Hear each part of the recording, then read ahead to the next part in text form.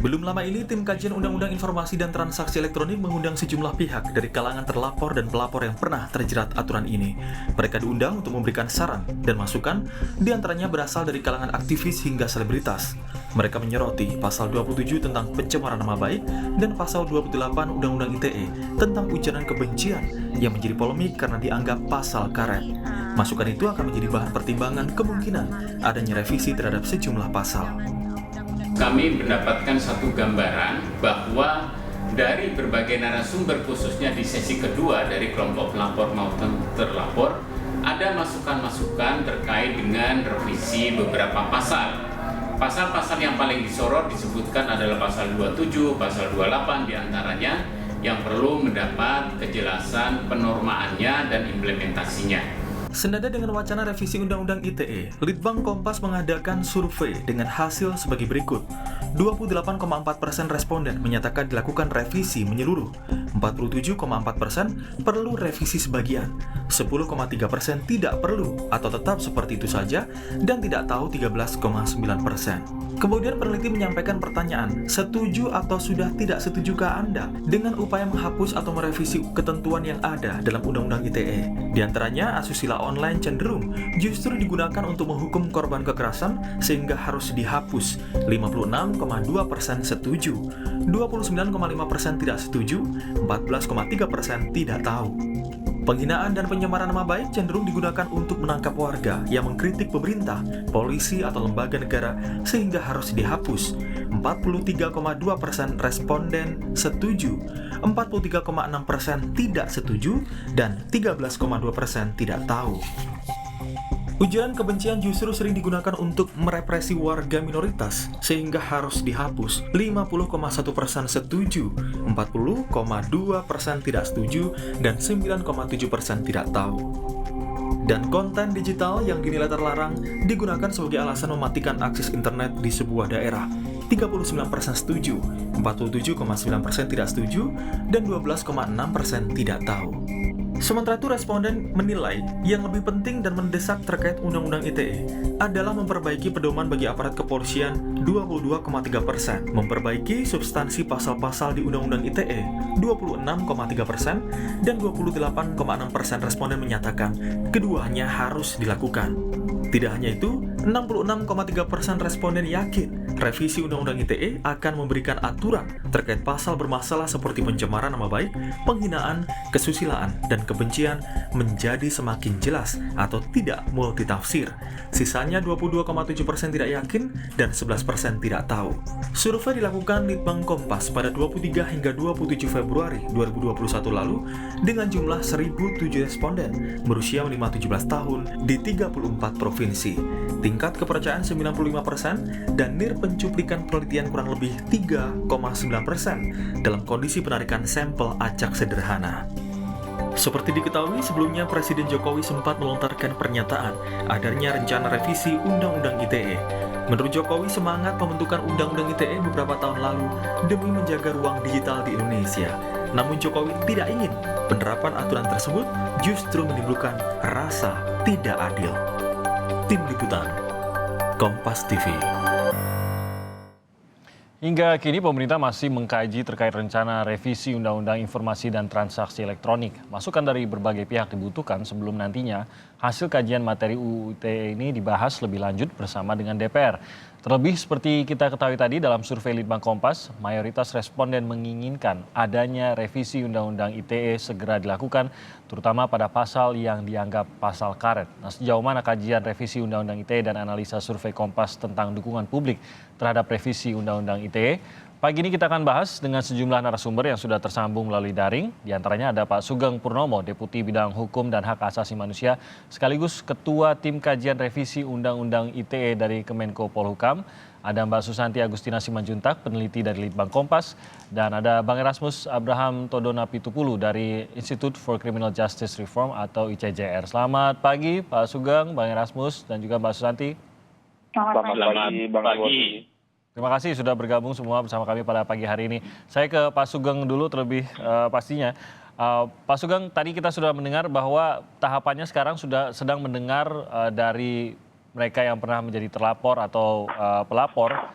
Dan yang dipermasalahkan utamanya adalah pasal 27 dan 28. Apalagi informasi yang didapatkan dari proses tatap muka ataupun pertemuan dengan terlapor dan pelapor ini, Pak Sugeng? Iya. Jadi dari pertemuan yang sudah dilakukan oleh tim, itu ada 16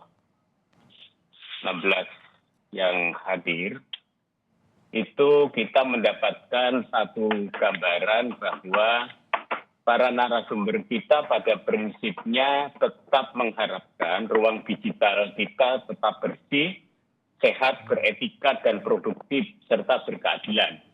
Yang artinya memang masih diperlukan aturan-aturan yang memang diperlukan ada sanksi. Karena kalau tidak ada sanksi, nanti tidak ada upaya paksa untuk membuat orang berlaku lebih tertib. Itu satu. Oke. Nah, namun demikian dari narasumber yang ada memang menyampaikan ada hal-hal yang perlu dilakukan perbaikan di dalam penormaannya. Yang sekali lagi banyak disorot adalah terkait dengan pasal 27 ayat 3 dan pasal 28 ayat 2. Jadi begitu. Itu yang utamanya berarti. Tapi sebenarnya dukungan bahkan dari aktivis juga mengatakan mereka mendukung dengan tetap adanya Undang-Undang ITE ini, bahwa memang tetap harus ada aturan yang diberlakukan, begitu ya Pak Sugeng ya? Ya, memang harus begitu. Kita tidak bisa memungkiri satu fakta bahwa dengan situasi yang sekarang, dengan penerapan undang-undang yang ada ini, kita bisa sama-sama tahu bahwa pelanggaran sering juga terjadi. Saya tidak bisa membayangkan apabila ada keinginan untuk menghapus sama sekali. Kalau menghapus sama sekali berarti kita kembali ke KUHP. Kalau kembali ke KUHP berarti tidak ada instrumen dari teknologi yang digunakan. Nah, ini tentu sangat berbeda dampaknya. Oke, Bang Erasmus, Anda setuju tentang hal ini? Yang pertama, saya rasa tidak ada alasan untuk bilang tidak setuju. Karena apa? Karena Undang-Undang ITE itu pada dasarnya dibuat memang untuk mengatur ruang siber gitu ya. Dan tapi yang harus kita begini, saya mau dudukkan dulu. Yang kita harus sepakati di awal adalah apa saja sih jenis pidana dalam Undang-Undang ITE. Dalam cybercrime itu ada apa saja? Itu ada dua. Yang sifatnya dependent crime dan yang sifatnya enabled crime.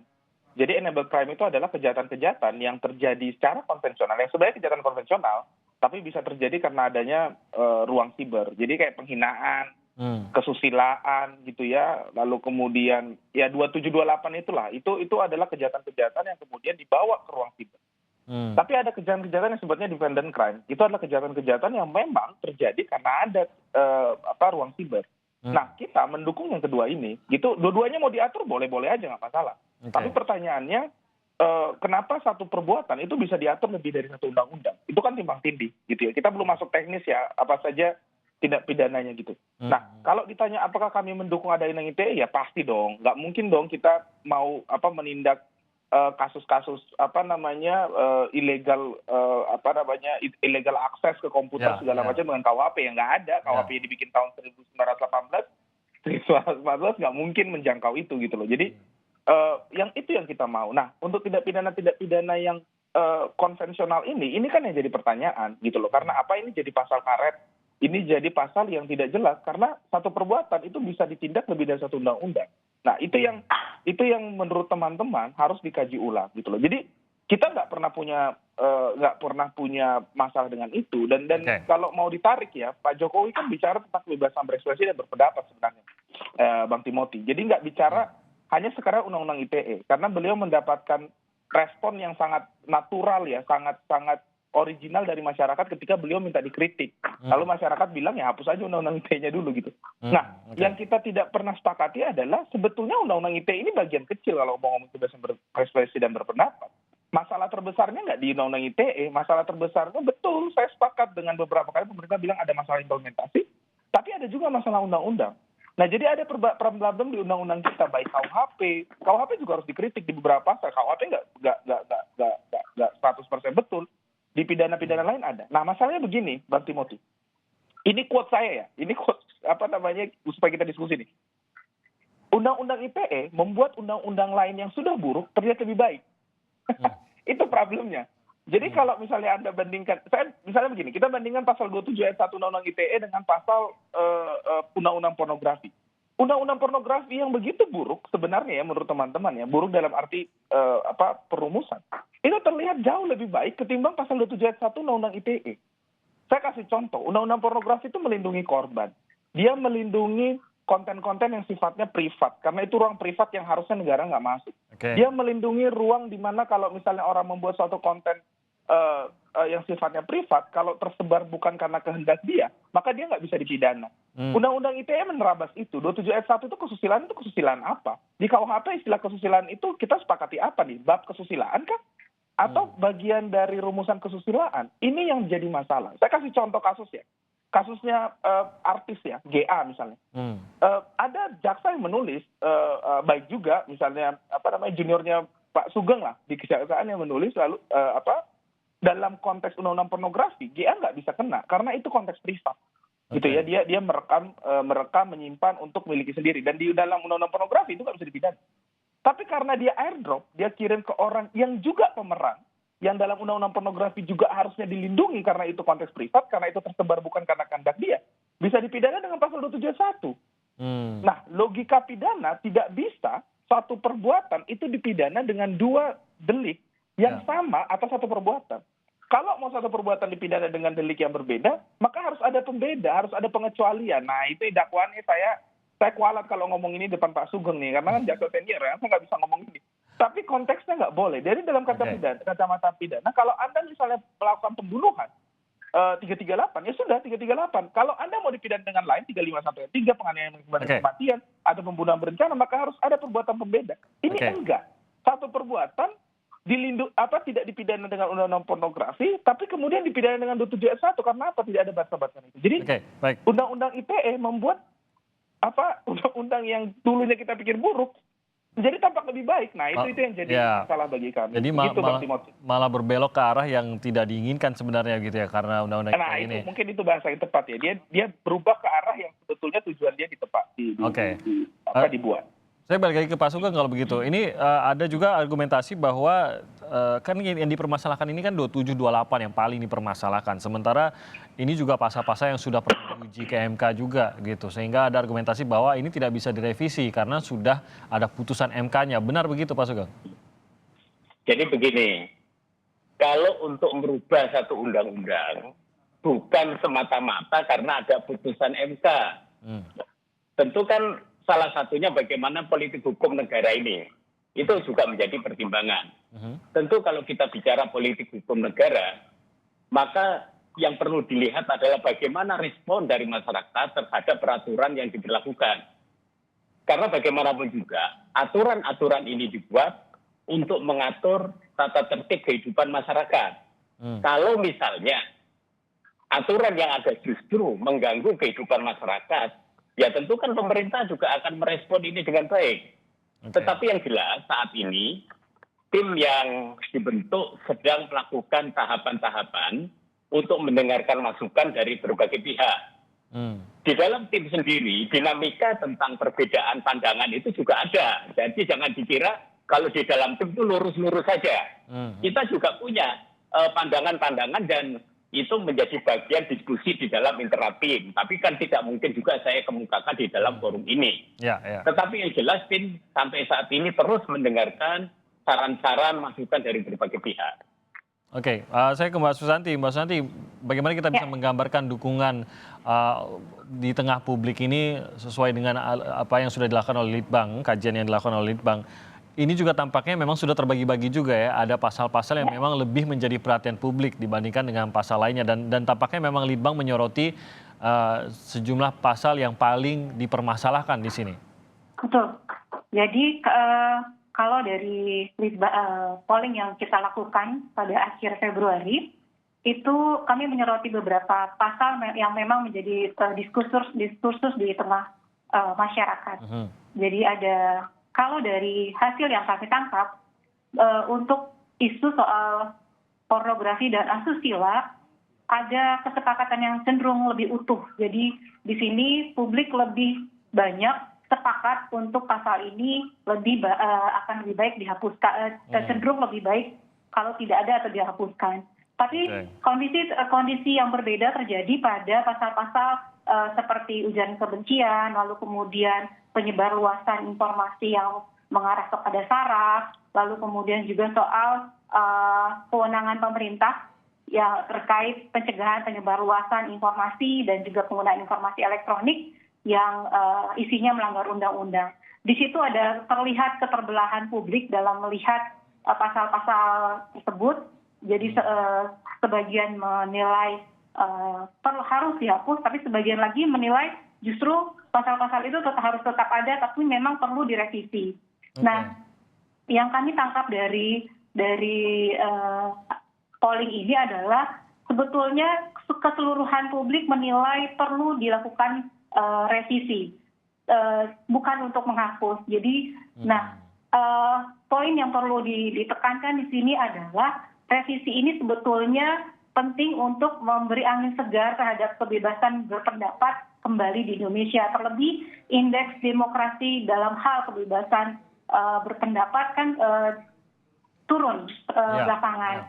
Nah, hal ini juga diharapkan dengan rencana revisi yang dilakukan ke depan itu bisa menaikkan indeks demokrasi terkait isu kebebasan berpendapat ini. Seperti itu. Nah, ini nanti kita akan dalami lagi lebih jauh dari hasil penelitian Litbang Kompas ini. Dan ini kan sebenarnya kenapa dipermasalahkan Undang-Undang ITE ini, karena seringkali pasal-pasal khususnya 2728 ini dianggap sebagai area abu-abu, pasal karet begitu, tergantung dari siapa yang membaca dan bagaimana membacanya begitu. Nah, ini yang dikatakan oleh Presiden Jokowi untuk dihilangkan, dan kalau saya tangkap tadi dari kata-kata Pak Sugeng bahwa kita melihat situasi di masyarakat hanya karena sudah melewati MK tidak berarti tidak bisa direvisi.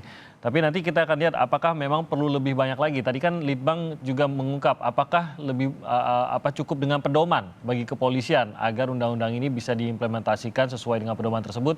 Tapi tampaknya ICJR merasa ini tidak cukup ya. Nanti saya akan tanyakan kenapa usai jeda berikut ini.